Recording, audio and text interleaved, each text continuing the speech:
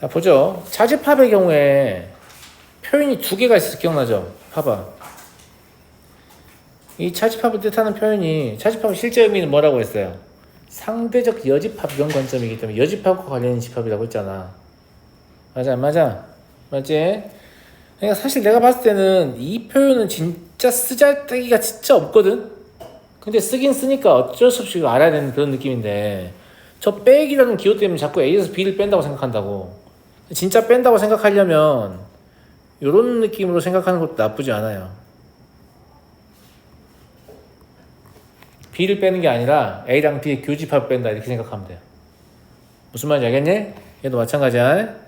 B에서 A를 빼는 게 아니라 B에서 A와 B의 교집합을 뺀다 이렇게 생각하면 돼요.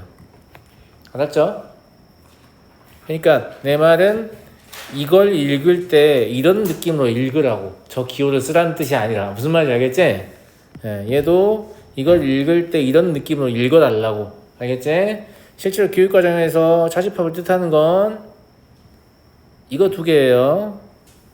이런 표현은 잘 쓰진 않아요. 알겠지? 근데 저게 뭔가 뺀다는 관점으로 접근하려면 차라리 저게 낫다. 알았니? 어쨌거나 이렇게 차집합은 표현법이 두 가지가 있단 말이에요. 이 두 가지를 왜 구분해서 사용하느냐, 굳이 하나만 써도 될 것 같은데 라고 하면, 이 기호는 자, 아까 어떻게 해석하라고 했죠? A에서 A와 B의 교집합을 제거한다 이런 느낌으로 해석하라고 했잖아요. 그래서 다이어그램을 쓸 때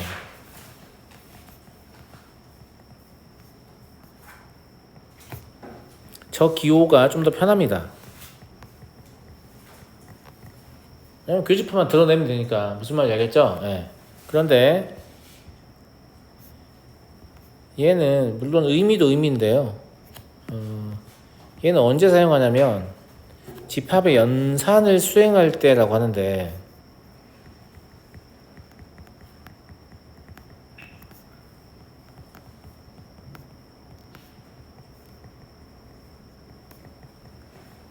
이러면 집합을 가지고 연산을 할 수 있다고?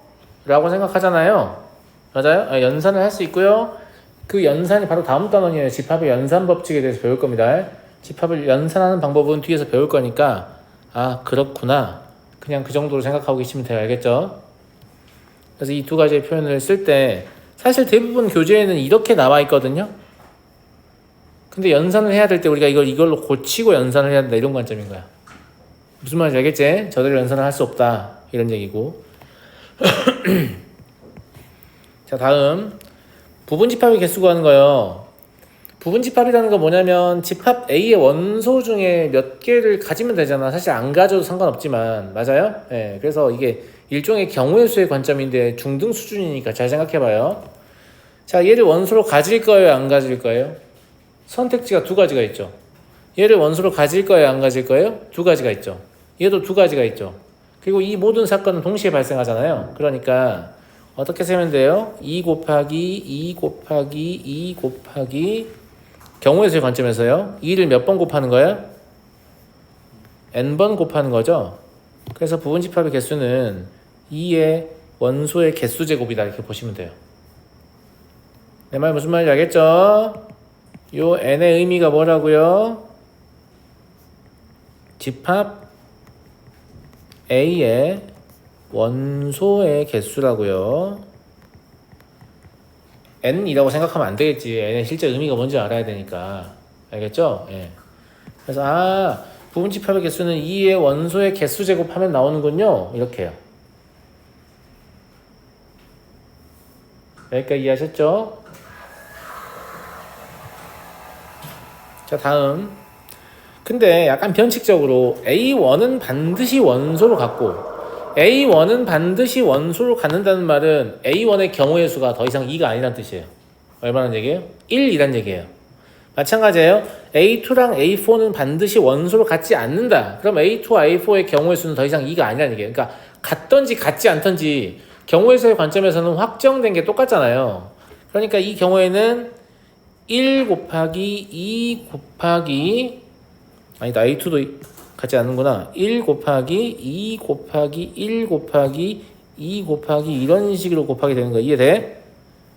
1로 바뀐 애가 지금 누구냐면 A1, A2, A4 얘들은 원소로 같든 같지 않든 어쨌거나 경우의 수가 1로 결정이 된 거잖아요. 무슨 말인지 알죠? 그럼 2는 n-3개밖에 없겠잖아. 그래서 얘는 2의 n-3제곱이다. 이렇게 보시면 된다라는 거야. 이거 되게 쉬운 문제니까 문제풀이 이런 거 틀리고 있으면 안 돼. 알았니? 뭐 이것도 기억 못 해가지고 막 부분집합 만들면서 세고 있고 정신 나간 새끼들 있는데 이게 뭐라고 이걸 기억 못하니? 무슨 말인지 알겠지? 본인 이름도 까먹겠네 그 정도면. 됐어요? 네. 자 다음.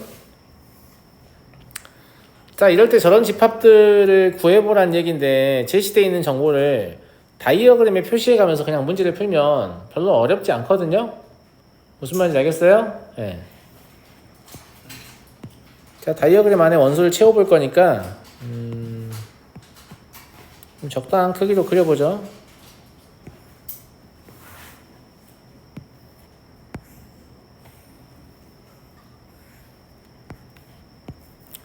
여기가 U예요. 여기가 A고 여기가 B입니다. 얘들아 이거 뭐니? 이거 뭐야? 좀 전에 배웠잖아. 이거 뭐야? A 차집합 B라고 해야 돼. 마이너스 B라고 하면 안 돼요. 알겠죠? A 차집합 B의 뜻은 뭐라고 했어요? A만의 고유의 원소. B하고 공유하지 않는 A만의 단독의 원소라고 했죠? 그지? 그게 1, 3, 5, 7이란 얘기잖아. 이해됐어? 마찬가지야. 얘는 B 차집합 A니까 A와 공유하지 않는 B만의 원소란 얘기예요. 그게 2, 4, 6이 있다 이런 얘기지. 이해됐어요? 이해됐어? 네. 그 다음에 이제 요게 문제인데 얘는 뭐예요 선생님 정체가? 그러니까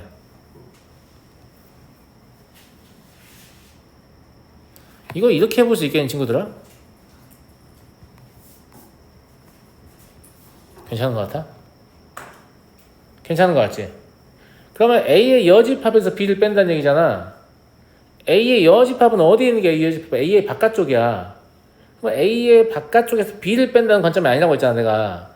A의 여집합과 B와의 교집합을 뺀다고. 자, 잘 봐. 이걸 쓸 필요는 없다 친구들아. 자, A의 여집합을 내가 색칠해보면 이런 데가 A의 여집합이야. A가 아니어야 되니까. 근데 이렇게 색칠을 하면 B랑 겹치는 부분이 생기는데 그 B랑 겹치는 부분이 여기 아니야 여기? 맞아요 안 맞아요? 맞잖아요. 그러면 A의 여집합에서 얘를 제거하고 남은 부분이 어디냐라고 하면 A와 B의 합집합의 바깥쪽일 거예요. 맞아요? 거기 누가 있다는 얘기예요? 8하고 9가 있다는 얘기예요. 그러니까 8이나 9는 이런 데 있다는 얘기야. 이해됐어요? 이걸 조금 더 쉽게 처리하는 방법은 뒤에서 연산 법칙 할 때 다시 배울 거예요. 알겠죠? 그러면 전체 집합의 원소가 다 나왔냐라고 하면 0이 안 나왔어요. 그럼 0이 여기 들어있어야 되잖아. 전체 집합에 0이 있잖아 지금. 무슨 말인지 알겠죠? 0이 안 나왔어요. 그래서 주어진 조건만 가지고 다이어그램 안에 이렇게 원소들을 채울 수 있거든요. 그러면 A 합집합 B는 뭐가 될 거니? 0, 1, 2, 3, 4, 5, 6, 7이 되는 것 같네. 집합 A는 뭐가 되는 거냐면 0, 1, 3, 5, 7이 되는 거고 A 교집합 B는 그냥 0이 되는 거죠.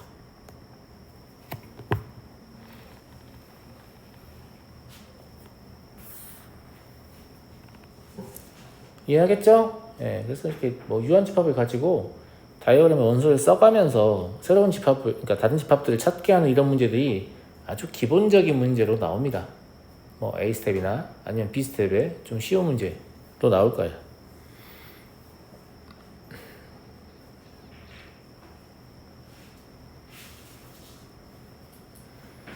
자, 다음 문제 가볼게요.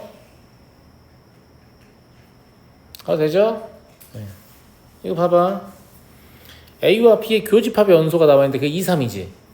근데 A가 지금 1, 2하고 3이 지금 얘가 3일 수밖에 없잖아. 그러면 3이 A에도 들어있어야 되니까. 무슨 말인지 알겠니? 그러면 A제곱 마이너스 6A 더하기 11이 지금 3이어야 한다는 관점인데 3 넘어오면 저거 얼마니? 8 되니? 그럼 A는 2하고 4가 될 거야. 만약에 A가 2라고 하면 이때 집합 B가 뭐가 되냐면 0하고 1하고 2, 3, 4가 되거든요. 이건 말이 되겠어요? 안 되겠어요? 안 되겠어요. 왜냐면 A가 1, 2, 3이기 때문에 이러면 A와 B의 교집합이 1, 2, 3이 나와버려요. 이해되지? 여기다 A 써볼게. A가 1, 2, 3이잖아. 그지? 예, 그래서 이건 교집합이 2, 3이 아니고 1, 2, 3이 돼서 안 된다고. 그런데 A가 4라고 하면 이때 집합 P는 이렇게 될 거니까 이때는 A와 B의 교집합이 2, 3이 되죠? 이런 것까지 다 확인하셔야 한다는 얘기예요. 그냥 2 또는 4라고 쓰면 안 된다는 얘기야. 알겠죠? 예. 그래서 A는 얼마다? 4다 라는 사실을 알게 되는 거죠.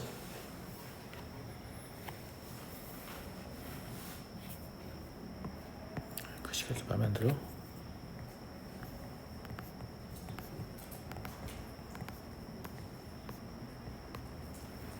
위에 게 안 되는 이유는 교집합이 안 되는 거예요. 무슨 말인지 알겠죠? 밑에 건 되고.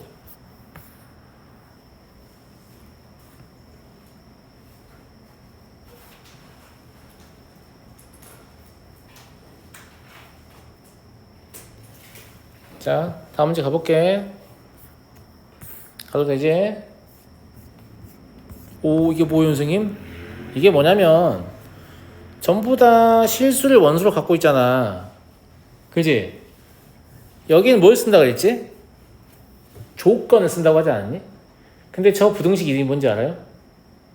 조건 부등식이에요. 사실 부등식은 두 종류가 있어요. 절대 부등식과 조건 부등식. 무슨 말인지 알겠죠? 네. 그래서 조건 부등식이라는 명칭이 이게 조건이기 때문에 이렇게 발생하는 거고요. 뒤에 명제에서 더 자세히 배울 거예요. 그러면 저걸 만족한 x를 찾아야 되니까 여기 밑에다 써놓을게요. a를 써보면 a를 다른 방식으로 쓰면 뭐라고 쓸 수 있겠냐면 저걸 그냥 풀어요. 저거 인수분해하면 x 플러스 1, x 마이너스 4 되잖아. 그러면 x는 마이너스 1보다 작거나 같거나 또는 x는 4보다 크거나 같다 이렇게 될 거예요. 이해되시죠?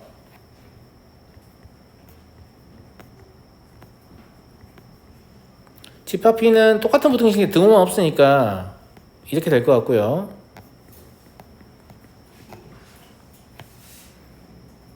집합 C는 이제 인수분해해 보면 x 플러스 3하고 x 마이너스 4로 되잖아요. 그러니까 마3부터 4까지다라는 걸 알 수 있고 마찬가지예요. 집합 D는 부등식이 등식으로 바뀌었을 뿐이니까 얘는 원소 나열로 쓰는 게 좋겠죠. 뭐하고 뭐?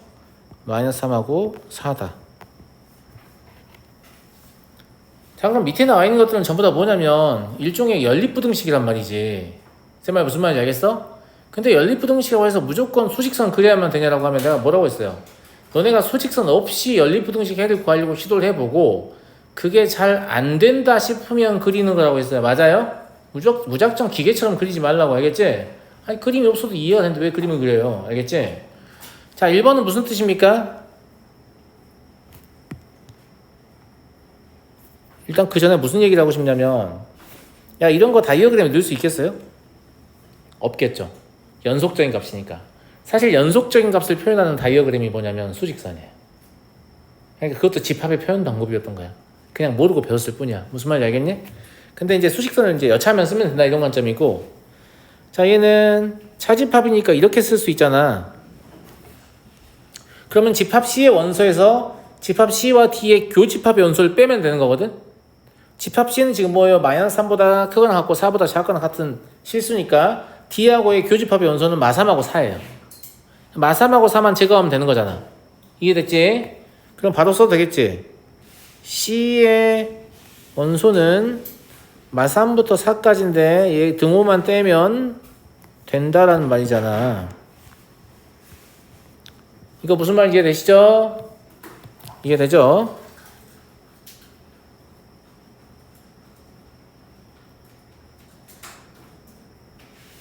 A와 C의 교집합은 그냥 눈으로 보면 될 것 같은데 그지? 마3부터 마1까지 되고요. 그 다음에 4 하나 돼요. 왜냐면 또 하나는 4보다 크거나 같다고 나머지 하나는 4보다 작거나 같다니까 공통범위가 될 수 있는 거 4 하나 되는 거죠. 그죠? 네. A 합집합 C도 굳이 다이어그램 없이 할 수 있을 것 같거든요.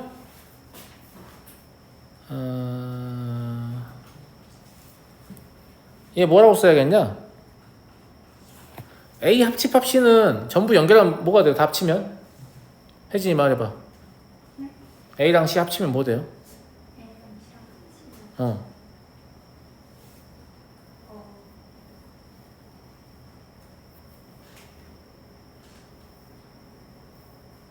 모르겠어요? 진짜로요? 그냥 그림 그려볼게요. 그림이 필요 없다고 생각했는데 그림이 필요해 보여서. 자, 이제 연속적인 값의 다이어그램은 뭐라고 했어, 쌤이? 수직선에 표시하면 된다고 했어요? 그러면 마이너스 1보다 작거나 같고 뭐 4보다 크거나 같다.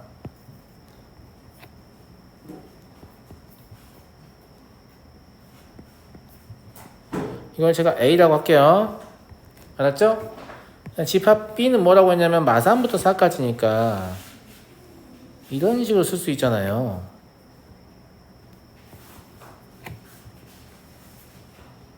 그잖아. 이걸 다 합치면 어떻게 되냐고 내 말은. 빈 공간이 있어요 없어요? 수직선상에. 없어요. 그 말은 실수 전체란 말이에요. 실수의 집합은 R이라고 쓰면 되거든요. R이라고 쓰면 돼요. 저 R이 실수의 집합이다라는 건 그냥 교육과정 내에서 공용된 거거든요.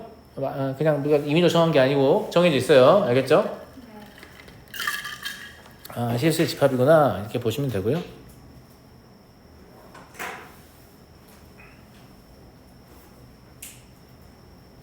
그 다음에 4번을 풀려면 A 차집합 B가 필요하네. 이게 A 차집합 B니까 그렇지 않니? 그럼 이 두 개에서 A 차집합 B를 구해볼까? 겹치는 것만 빼면 된다 그랬지? 그치? 그럼 뭐 남아 여기? 태민이 얘기해봐.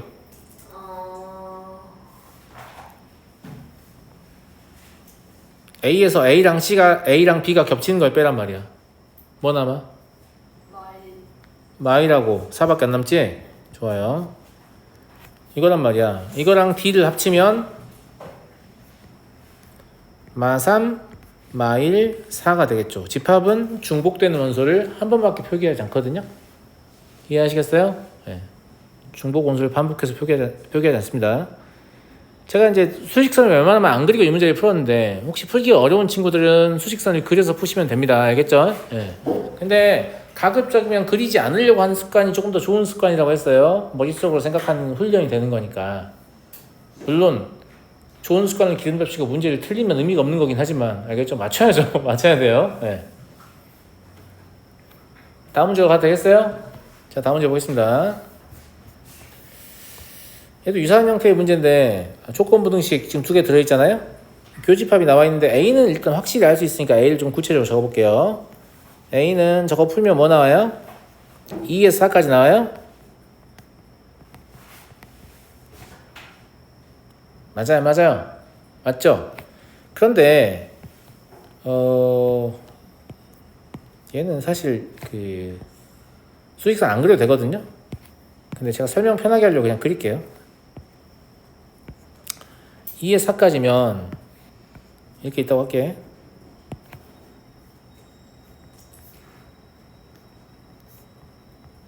그 다음 B를 생각해보면 B는 2차항의 개수가 양수인 2차 부등식인데 0보다 작다니까 어디와 어디 사이가 되죠. 등호 안 붙어있는 상태에서. 맞아? 근데 교집합은 2에서 3까지고 합집합은 마1부터 4까지니까 이 생각은 그냥 무조건 할 수 있지 않나? 어떻게 생각하냐 얘들아? 맞다고 생각하지? 그잖아. 여기가 마1이고 여기가 3이면 되는 거 아니야?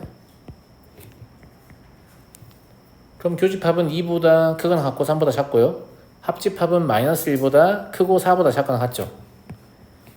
이해되죠 여러분? 이해되죠? 예, 그림이 이렇게 나와야 된다는 것은 무슨 뜻이냐면 x의 제곱 더하기 ax 더하기 b가 인수분해 됐을 때 x 플러스 1, x 마이너스 3이 한다는 얘기잖아. 전개해보면 x의 제곱 마이너스 2x 마이너스 3일 거니까 a는 마이너스 2고 b는 마이너스 3이다. 혹은 양 끝을 알고 있다는 말은 저 부등식을 2차 방정식으로 바꿨을 때 두 근을 알고 있다는 말이기도 하거든요. 그래서 근과 계수 연결 이용하셔서 a와 b를 결정 지어도 상관없습니다. 이해하시겠죠? 네, 이렇게 집합 마무리하고요. 잠깐 쉬었다 집합을 연산 보겠습니다.